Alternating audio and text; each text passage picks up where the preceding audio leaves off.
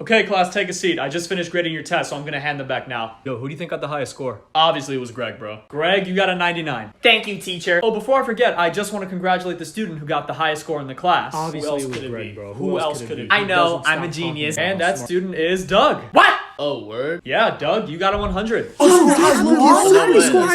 a minute, this isn't right. Teacher? Yeah, Greg, what's up? How did Doug get a higher score than me? That's impossible. Greg, relax. It's only 1 point. You both got an A+.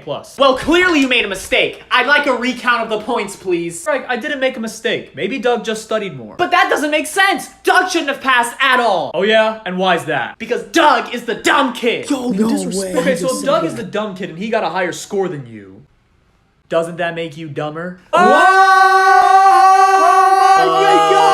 leaving. This is great. Oh, wait, how did you get a 100 anyway? Oh, I put C for every answer.